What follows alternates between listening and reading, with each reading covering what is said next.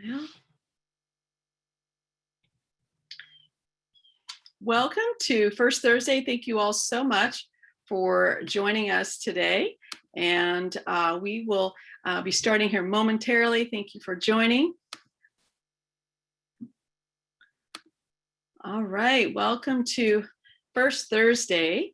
Okay, let's see, making sure we're still recording here. All right. Okay, welcome everyone. It's First Thursday with Sustainable Tulsa. We appreciate you joining us on finally a snow day in Tulsa, Oklahoma. It's been a while, so hope everybody's staying safe and healthy and warm today. Again, thank you for attending First Thursday on the past, present, and future of PFAS. Really got a great presentation. Be prepared for a lot of information today, and we're lucky to have Dr. E with us. But before we get started, I just want to say thank you for joining us, and we're looking forward to seeing you in person eventually, but we're going to virtually until we can make that happen. Teresa's going to go ahead and launch a poll. If you don't mind, take a moment to answer these questions while we begin. These polls really help us to determine how we're doing and what we can do to make these programs better for you, and that our educational program is what you're needing and what we need to do to help improve that. I want to thank also our sponsors today, our lead sponsor, Williams, our neighborhood partners, Public Service Company of Oklahoma and PSO Wind Choice, our community advocates, American Waste Control, Cavanta, the Met, One Oak, Save Our Streams, Spirit Air Systems, Tulsa Farmers Market, Bank of the West, and our newest sponsor, Tulsa Veg Fest. So welcome to thank all of them. A round of applause virtually, and also go ahead and send them a thank you in chat if you know them, because it's because of their sponsorship we're able to continue to provide this program and improve over the coming years. So thank you to all of our sponsors. Also want to thank my board members that have joined today. We have James Williams, Richard Cox, Wayne Isaacs, Carrie Rowland, Mike Teague, Rick Katarski, Connor Carroll, Pam Taylor, Carolyn Janney, and Stephanie Regan. Thank you so much for your leadership, and give them a round of applause. And if you know them, send them a note. I also see a past board member there, Matt Newman, and it's always nice to have you all and be a part of what we're doing. So thank you all for being here. And I want to also thank my team. We have Teresa Kerrigan, our scorecard manager, Jill Maud, office specialist, and Sam Crossan, our marketing and development manager. And we'll have an announcement next month on a new team member, so stay tuned. So for more information, becoming a Sustainable Tulsa member is easier than ever before. $25.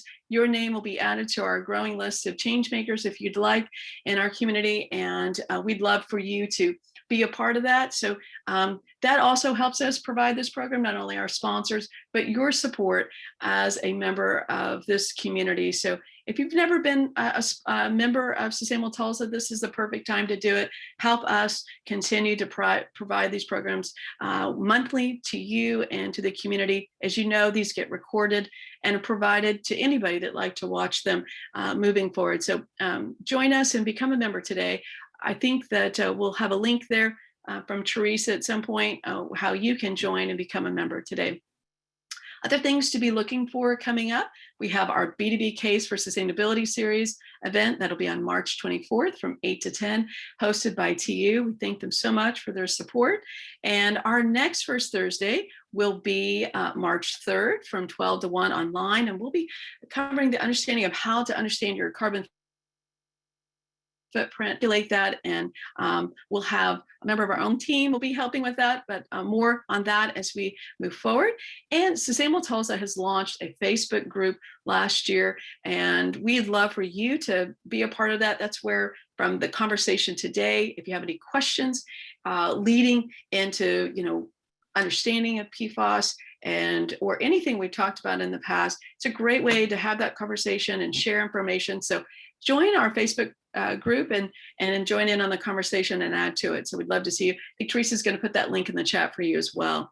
I'm going to turn it over to Sam Crossan. She is going to introduce our digital booths, and we appreciate, again, all of our sponsors today. Sam?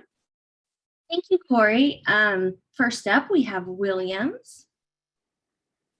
Since Williams was founded in 1908, much has changed. The growth of cities, rise of technologies, our transformation from a family-owned business to America's clean energy partner, supplying natural gas for cooking, heating, and powering 76 million homes. And while so much has changed, some things should remain the same, like keeping promises, exceeding safety standards, doing the right thing, and protecting the environment. Williams, we make clean energy happen. Thank you so much, Williams. And next up, we have PSO, and Carrie, I'll hand it over to you. Yeah.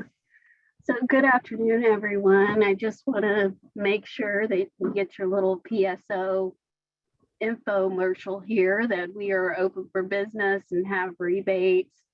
We are ready to pay out to our customers, business and residential customers, and that most of our rebates, they cover 10 to 30% of the project cost.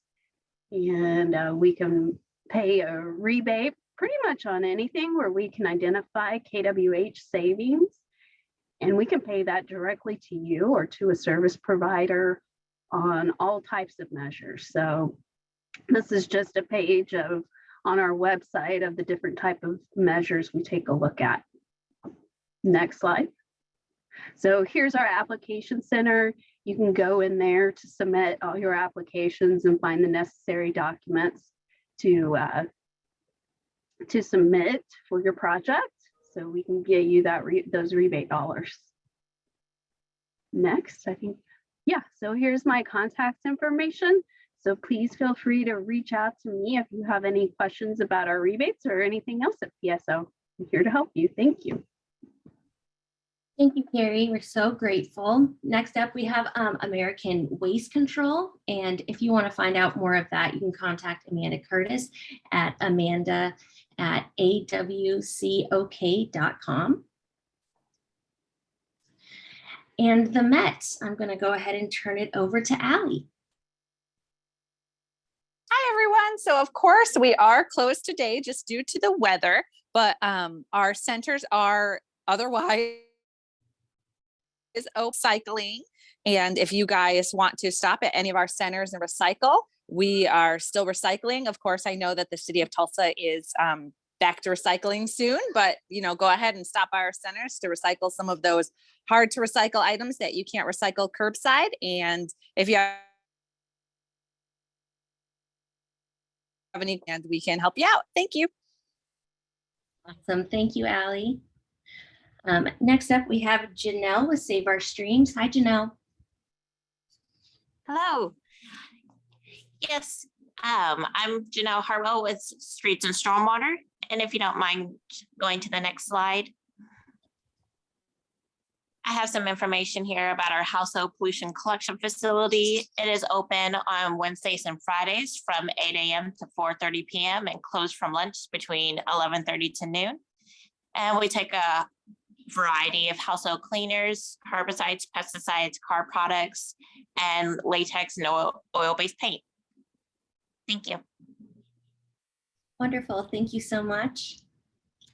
And next up, we have the Tulsa Farmers Market. And I wanted to remind you that that is this weekend. Hopefully they're still having it with the snow. And so we want to thank Tulsa Farmers Market. And next up, we have Bank of the West. We've got Eric here to talk about that. Hi, Eric. Hi. So Bank of the West, we're just a sustainability-minded bank. And one of the things that we do offer is our 1% for the Planet checking account. We donate 1% of our revenue to environmental nonprofits at no cost from our customers through that. And then we also give you a tool to kind of estimate the carbon footprint of your purchases via the place that you're spending money. And kind of see how that's making an impact. Just one of the many ways that we're trying to make an impact ourselves through the finances. Wonderful. Thank you, Eric. And last up, we have Tulsa Veg Fest, which is our newest sponsor. And that is happening June 4th at the Guthrie Green from 10 a.m. to 4 p.m. And that looks like we're going to be taking part in that. And it looks like a really fun event. Good for friends and family. So back to you, Corey. Thank you so much, Sam. And thank you again to all of our sponsors. Such great information that you've shared with our community about ways that each of us can be a little more sustainable each day. So thank you for the work that you all are doing and supporting our work. So now it's my great pleasure. And to those that already know Dr. Eid, I know you're excited to hear what he has to share today. We had the opportunity to see Dr. Eid's presentation on PFAS a couple months ago, and was very inspired and informed with all that he has to offer. Dr. Eid serves as the director of the Environmental Science Program for Oklahoma State University in Tulsa. Dr. Eid is a certified hazardous material management manager. And in addition to his academic contributions to Oklahoma State University, Dr. Eid served 18 years as the Environmental Health and Safety Manager for American Airlines. Dr. Eid's thrust areas of research include PFAS, which we'll hear a lot about today, hazardous waste management, environmental chemistry, and industrial environmental sustainability and industrial ecology. Dr. Eid serves as a member of the following committees: the Hazardous Waste Management Advisory Council for the state of Oklahoma, Environmental Federation of Oklahoma, Hazardous Solid Waste Committee, and State of Oklahoma PFAS Committee. In addition to Dr. Eid, has authored numerous articles on PFAS and directed and co-authored the first PFAS sampling guidelines for the state of Oklahoma. We are honored to have you. Thank you, Dr. Eid, for joining us today. Oh, thank you. Now, I guess I hit share screen. Yes, you should be able to share your screen now.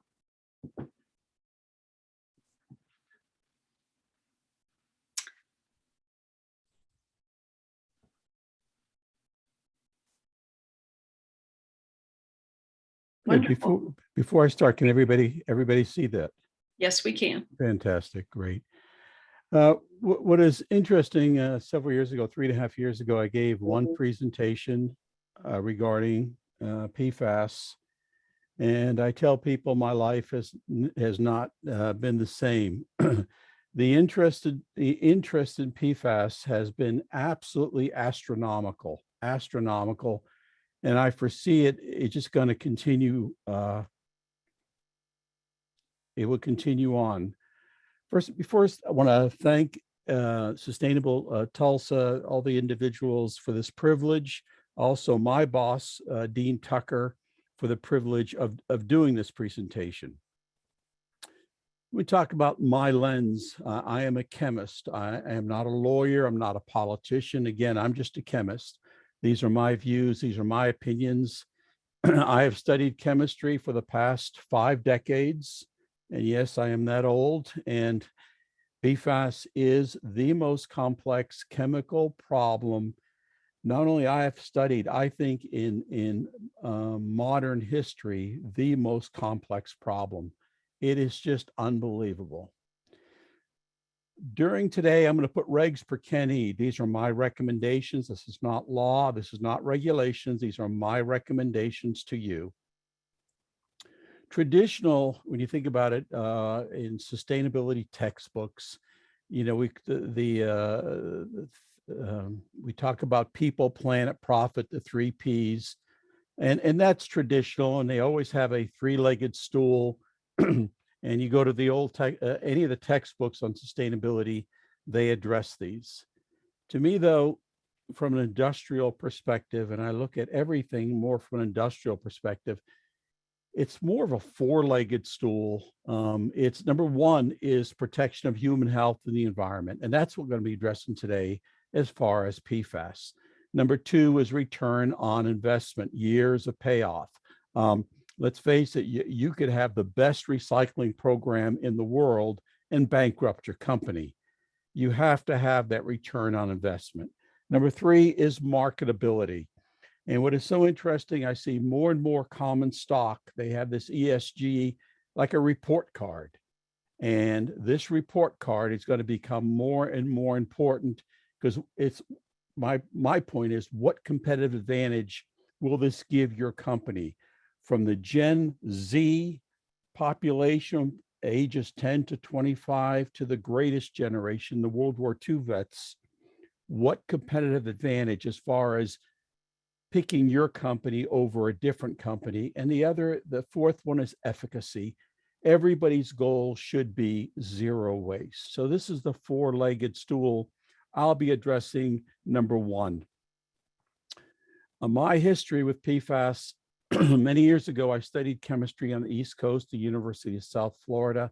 I actually had two chemistry professors who worked on the Manhattan Project during World War II in 1943. My introduction to PFAS was in 1970, 27 years after World War II. This was no longer a secret what happened, and these chemistry profs were talking about this fluorocarbon chemistry. Today, we use the expression PFAS. What is PFAS? PFAS is just per and polyfluoroalkyl substances. Per and poly in chemistry just means more, all or more than one. Fluoro means it contains the element fluorine. Alkyl, it just contains carbon. That is what PFAS is. It is an umbrella term. We believe, the American Chemical Society, that we believe there's about 10,000 different PFAS chemicals. Each one of these chemicals is going to have a different property. It's going to have a different toxicity, solubility. Herein lies the problem. We're not just talking about benzene or toluene. We're talking about 10,000 different man-made chemicals. And you see some of these, the most common one, PFOS, PFOA, and 10,000. Today, we use a lot of brand names versus the chemical name, Teflon, Kynar, Gore-Tex, and it goes on and on. And here's a list of some of the common PFAS materials. And a lot of people do not realize Nalgene, when you get a water bottle and it's made out of Nalgene, that contains PFAS. But a lot of people don't realize that Kynar, Neoflon, Tefzil, and Tefzil is one of the prime example.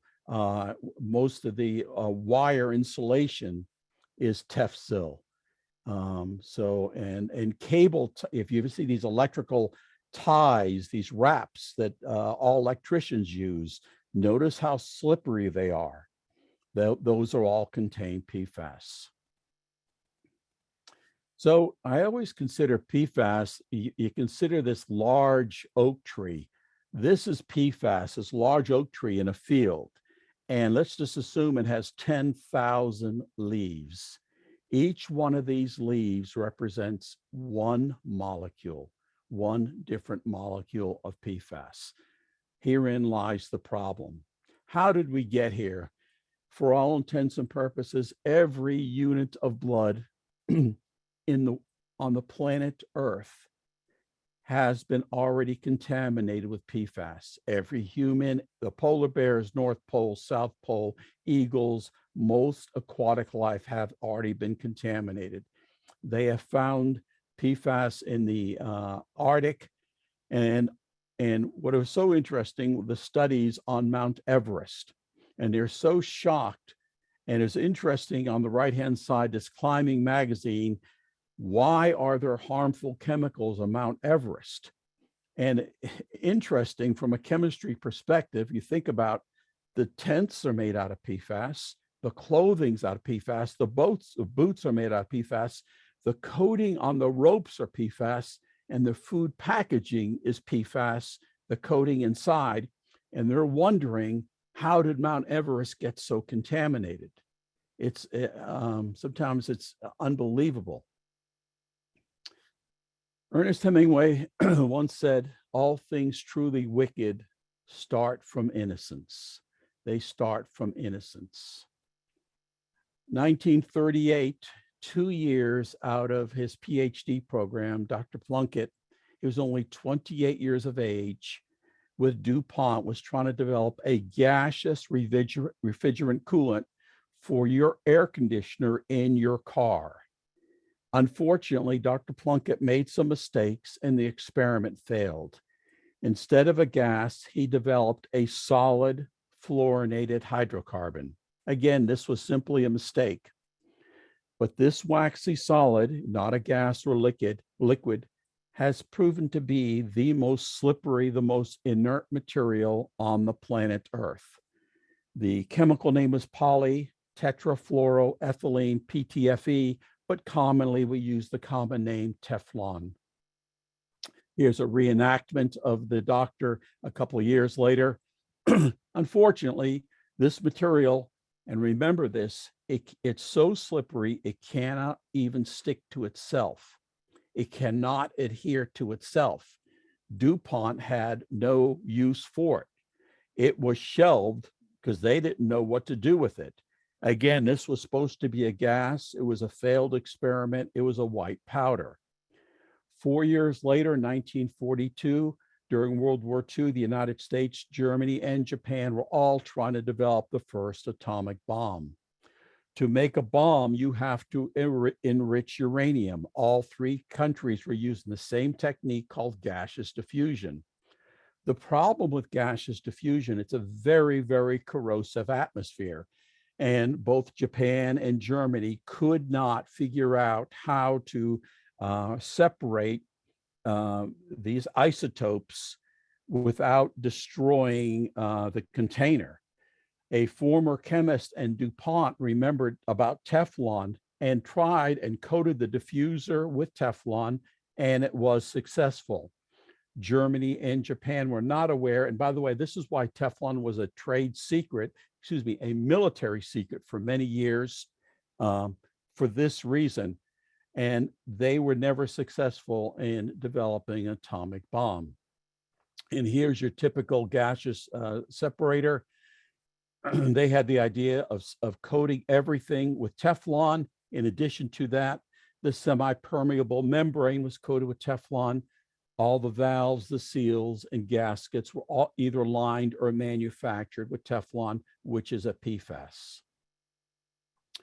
So, but what is interesting, when you think about the development of the atomic bomb, these Teflon molecules were exposed to uranium hexafluoride, one of the most corrosive gases known to man, hydrofluoric acid, extremely corrosive gas, high pressures, high temperatures, alpha radiation, and it did not break down.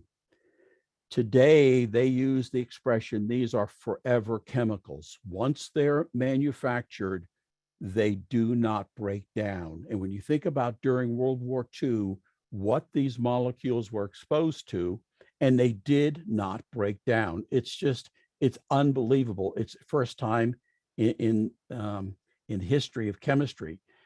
In 2018, I made an analogy and I made some predictions that these fluorine atoms to me was like an armored vehicle. If you were going to hurt or kill the people inside the armored vehicle, you have to get through that armor. And right now, we do not have the technology to break that armor. In 2018, I thought if you could raise the temperature of an incinerator to 1,000 degrees C, 1,800 degrees Fahrenheit, it would break it. I was wrong. I believe now it's closer to 1425 C. What is interesting, at 1425, this armored vehicle will melt. That's the temperatures we're talking about to try to destroy these molecules. Question, so you're thinking to yourself, so what? How am I going to be exposed to PFAS? So what I did was on Amazon, again, PFAS, there are 10,000 different molecules. I just took one molecule, got on Amazon and looked for it. I got 20 pages of PTFE, which is Teflon, of all kinds of products you can purchase. And over here, you can see a hose fitter. Here is a lubricant. Here is a dry spray. Here is tubing. And look to, again, 20 pages. And look at this right here. You can buy 4 rolls of Plumbers Tape. That is all PFAS.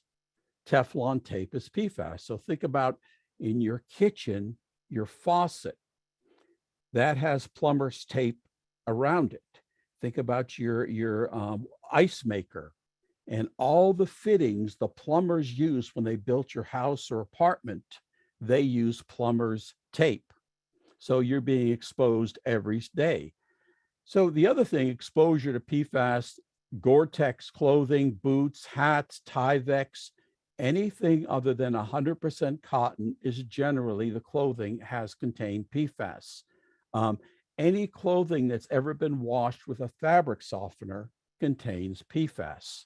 In addition to this, any clothing that you purchase has any kind of insect repellents, UV protection, stain resistance, or has ever been washed in the same washing machine with another article that has had any of these, you've contaminated yourself with PFAS.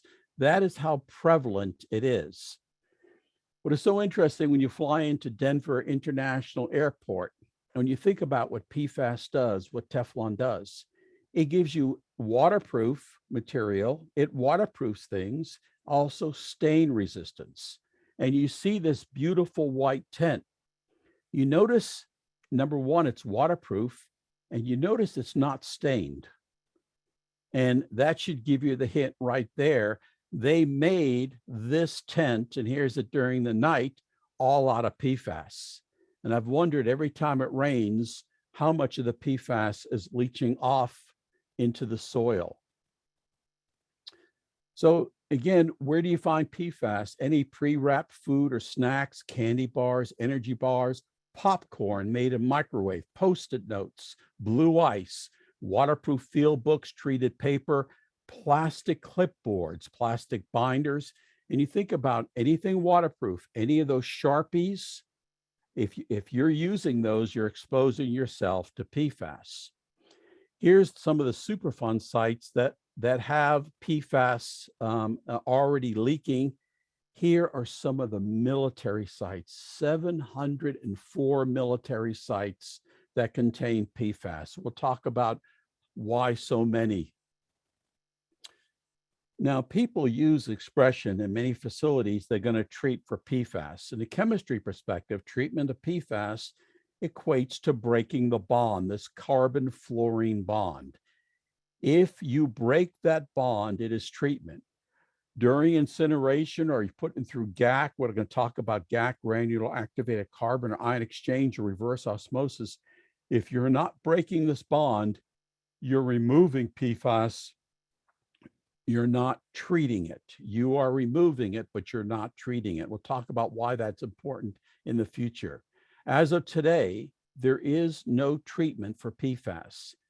It's February 2022. And you think about this, came out in the 30s, and these molecules are forever. We still have not figured out a treatment process for PFAS.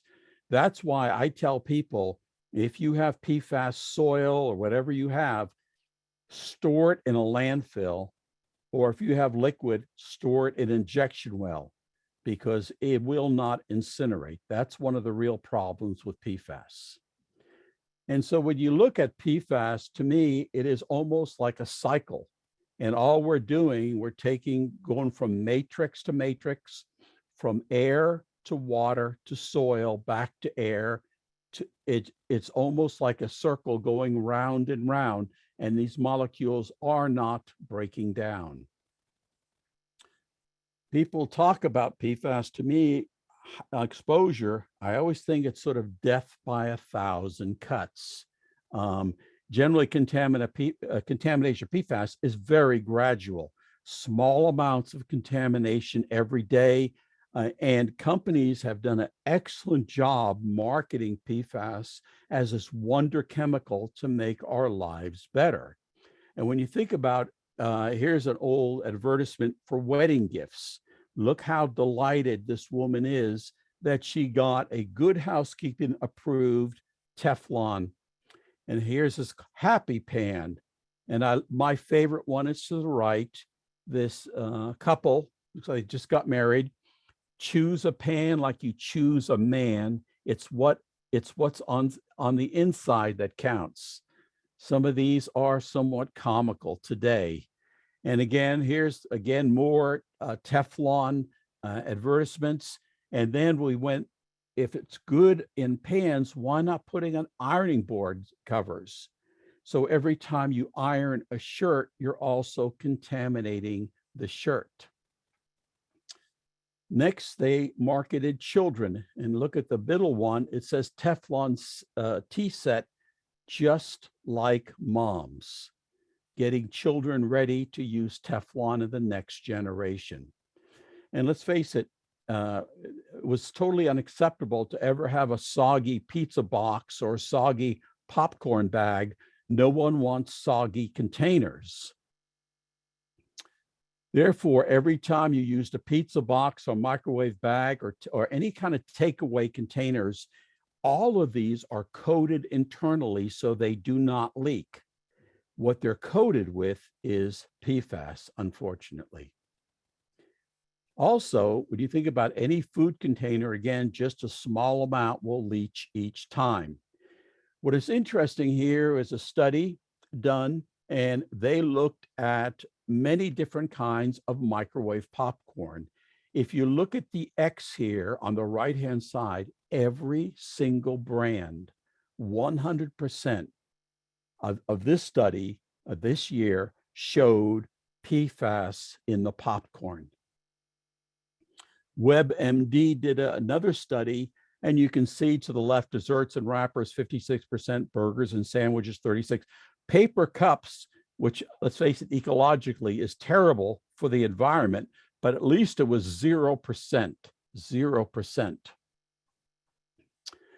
2014 to 2015, another 2-year study. They took 400 samples of food packaging from 27 fast foods restaurants.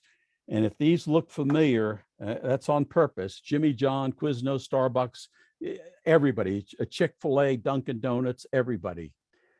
Approximately 1/3 of them contained PFAS.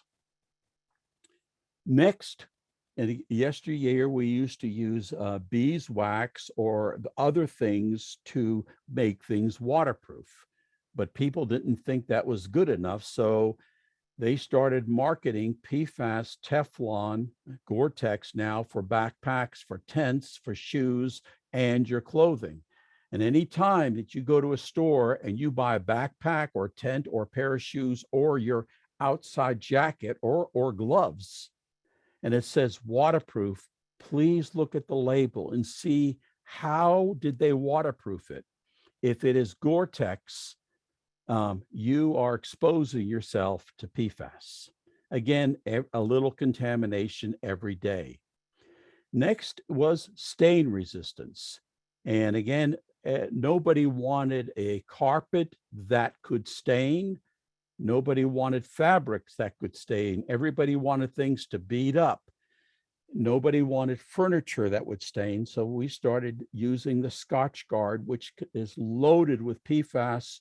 You spray it on everything and nothing stains. Unfortunately, you're exposing individuals to PFAS.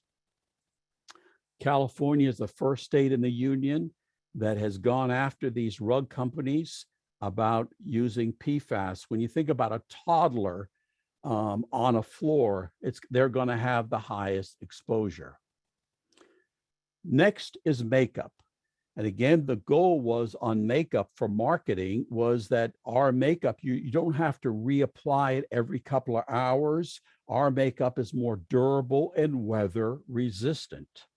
And if you look at makeup of yesteryear compared to today, that it no longer runs. It is waterproof. And here's another one here before, and here's after. I mean, visually, obviously, it looks a lot better using PFAS. And here's a young lady here, and look to the left and look to the right, and you can see what a difference it makes putting PFAS in makeup. This is a very interesting story. A young lady from Boston, she's a nurse. This is from her Facebook. She was involved in a terrible automobile accident. She got neck injuries on her Facebook. And obviously these neck injuries, she was crying quite a bit due to the pain. And she took her boyfriend took a photograph of her showing, and I thought it was so interesting on her Facebook, how her eyeliner that contained PFAS did not run. But the mascara the traditional mascara did run, it did not contain PFAS. And I guess she was showing how great this new eyeliner is. Unbelievable. So here's some cosmetics. If you use any of these: eyeshadow, bronzer, highlighter, facial powder, foundation, sunscreen. And everybody, again, nobody wants to apply sunscreen every 20 minutes. So they made it waterproof. How do you make sunscreen waterproof? You know what the answer is. They added PFAS. Mascara, anti-aging cream, moisturizer, eye cream, blush, shaving cream. You notice certain shaving creams are very slick. They contain Teflon. Facial moisturizer, brow liner, and even hairspray all contain PFAS. One of the real problems is, this came out 2 weeks ago, a new study came out, and you look at lip products right here, the very top one, it says 55%. 55% of them were high in fluorine. That's a euphemism. It's loaded with PFAS. So every time you buy lipstick, it's a 50-50 chance. There is no regulations right now, and this is what needs to happen. They need to put labels on makeup, yes or no, does this contain PFAS or not? And you look at the rest of them, all these have percentages, and they average about, excuse me, 50%. So it's almost like a coin toss. Look at mascara, third from the bottom, very high, 82% contain PFAS. L'Oreal, a very old company, I think it's over 100 years old, out of France, will be the first company that will eliminate all PFAS in products. And from a chemistry perspective, we're all hoping that everybody will follow L'Oreal's lead on this. What else do you find PFAS in? Again, paper and packaging, clothing and carpet, outdoor textiles, sporting good. Those waxes, yesteryear, we used to use candle wax. Now all waxes for skis and snowboards are PFAS. Cookware, cleaning agents, fabric softeners, polishes, waxes, in your latex paint, pesticides and herbicides, hydraulic fluid, windshield wipers, ink, paints, varnishes, inks, adhesives, medical products, shampoo, and the list goes on and on. And one of the things, I mean, even the dental floss, if you've ever tried this dental floss between your teeth, you think, wow, is this slippery? This is such a great dental floss. Well, obviously the reason why it does is it is a PFAS material. It is 100% PFAS. Dr. Julian, during World War II, or right before World War II, developed the very first protein-based foam to extinguish large fires. The beauty of a protein-based foam, it degraded after the fire was done. It was, from an environmental perspective, it was an excellent foam. However, during World War II, after World War II, they marketed, and very successfully, that a protein-based foam is not good enough. We need a foam with PFAS, and they call it AFFF, aqueous film forming foams. They were introduced after World War II and are still used today. The problem with AFFF, it's contaminated the ground, the groundwater, and firefighters. And anytime on the bottom right, you see that foam, that is AFFF. AFFF has been used both in military and civilian. Therefore, AFFF has contaminated most of the military bases. That's why 704 of them are contaminated. And any civilian base or airport that's been here since World War II. Both the United States and civilian bases use a deluge system to put out fires. At one time, this deluge system was required for all aircraft hangars, both military and civilian. You could not buy insurance, and the FAA required it. And this is what a deluge system looks like. Just a point here to give you a perspective. EPA has finally established a lifetime health advisory level of just 2 of the 10,000 molecules of 70 parts per trillion. a summation of those two molecules of 70 parts per trillion. If you were to make up a 1% solution of AFFF containing PFAS, a 1% solution, and just take one drop of it and put it in 1 liter of water, that's about 500,000 parts per trillion. Remember that, 500,000 parts per trillion. Here's what a deluge system looks like. When they get done, it's approximately 10 feet. Here's after. And if you've ever seen a military helicopter, how big they are, again, anywhere between 8 to 10 feet of foam. This is what they look like when it goes off.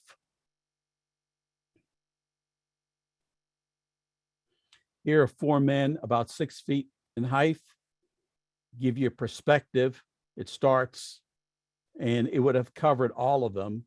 Again, it's enormous amounts of foam. And here is a young lady, looks like childbearing age, who is in the military trying to clean up PFAS being exposed. The problem, all deluge systems generate a large amount of foam. Imagine a football field 10 feet high containing a foam. The only way to clear the hangar is to open the doors and release it to the environment. This is the reason why AFFF PFAS has contaminated the stormwater outfalls, the rivers, creeks, lakes, oceans, the soil, and groundwater. Right here, this is not snow. This is AFFF. This is what it looks like. Again, this is not snow. It just released to the environment. Here's a young man with a snowblower, no PPE on, blowing it around. And then it gets into civilian applications, and people drive right through it. And here's a young man who got out of his car, he exposed himself. Look at all the foam. And I'll bet when he gets home, he's going to put this in the washing machine with other clothing, so everything is contaminated.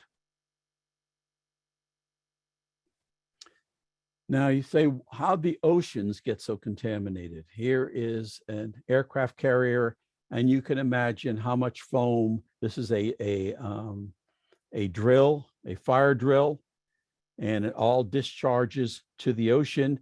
And what does not discharge is swept into the ocean. PFAS in the young. Unfortunately, PFAS has contaminated unborn children, nursing infants, young children, and toddlers. What is interesting about PFAS, it's found in the umbilical cord from the mother, and science have noted that it can cross the placental barrier during pregnancy. Therefore, every time, unfortunately, the mother is exposed to PFAS, the unborn child is also exposed. Newborn children can be exposed to PFAS through breast milk or through formula that contains PFAS. And we're going to talk about this later on. Do not boil your water. It's the worst thing to do on something like this. All kinds of studies going on breast milk and PFAS. The latest one that just came out recently, interesting study. You can look here, 100%, not 50, not 90, 100% of breast milk samples tested positive for PFAS. The other problem is, again, nobody wants a carpet that is not stain resistant. Therefore, if you accidentally spill something on, it's easy to clean. Young children, when you think about it, toddlers have the highest risk of exposure to PFAS from carpet cleaners and similar products because they spend a large time crawling on the floor. In addition to that, most car seats, the liners, so they're stain resistant, also contain PFAS. Now let's talk about the effects on human health. This to me is probably the number one as far as research in the future. Right now, and you can see all these, is a total of right now, we think of 14 maladies, 14 medical issues that PFAS is associated with. Testicular cancer, kidney cancer, you can read all these. Also decreases immune response to certain vaccines like COVID. There is nothing good medically. And in the next couple of years, there will be more and more research on PFAS.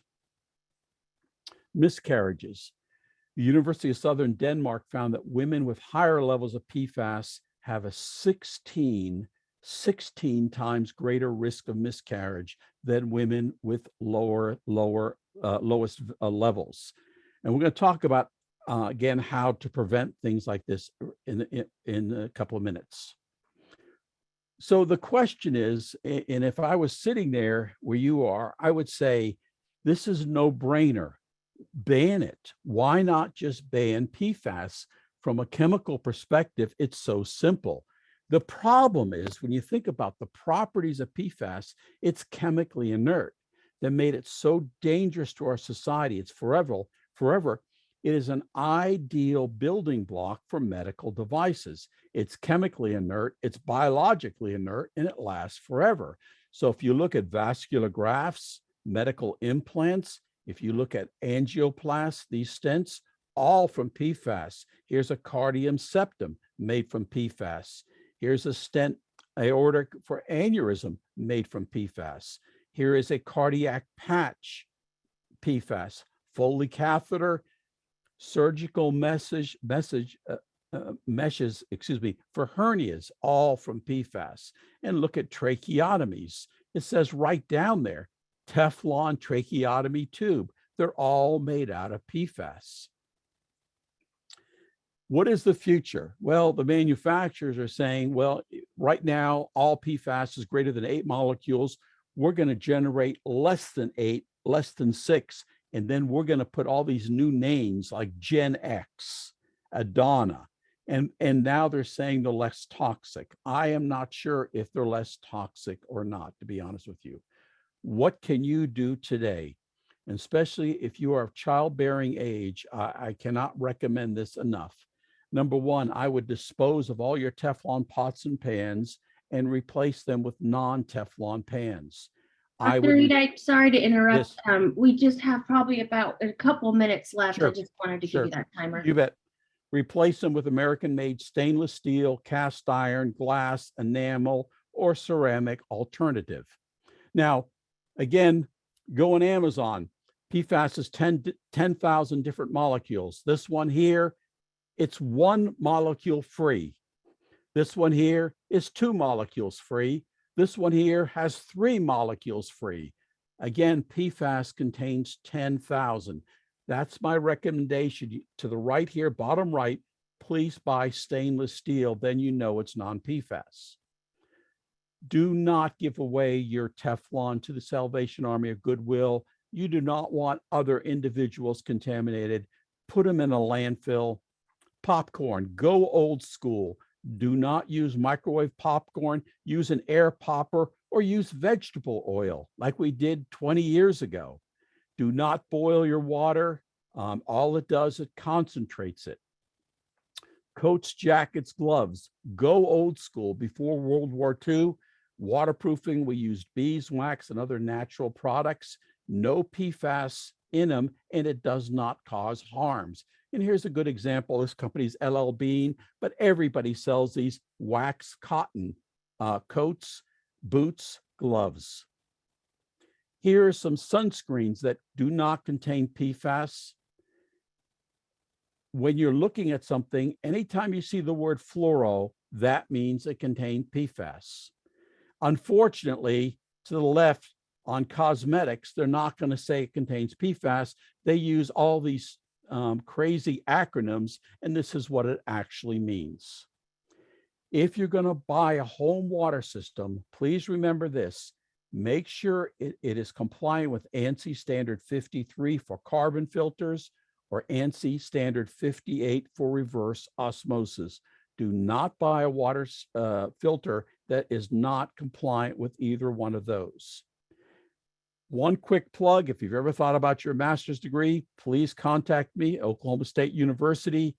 We have the best master's degree in environmental science in the nation.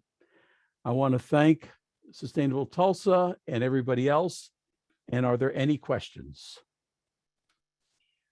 Thank you so much, Dr. Eid. I know it's a lot of information. I do apologize, but Great. well, it was a lot of information, absolutely, and feels a little overwhelming. But you did offer some steps that we can start taking, and I think that's important. What we can do right now. And we will stick around. I know we've gone almost to time when we usually have some time for questions, but we will stick around. Dr. Eid has offered to stick around afterwards to answer a few questions.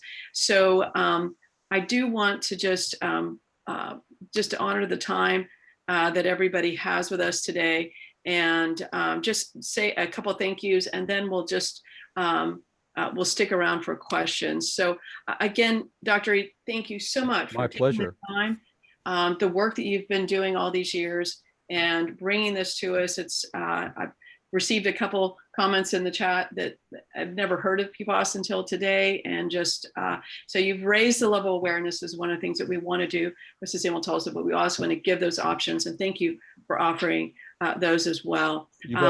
So that email, we'll send out an email tomorrow. And also, I think Teresa's going to drop another, or she's going to start another poll for us, if you'll take just a minute to answer those while we're just going through a couple final wrap-ups. But we will be sending out an email tomorrow with a recording, and also it'll be on our website under our First Thursday portion of our website. So if you wanted to go back and listen and see some of those slides again, that will be there as well. And then Dr. Eid, if you don't mind, stop sharing your slides. We've got a couple slides to share with the group. Thank you so much.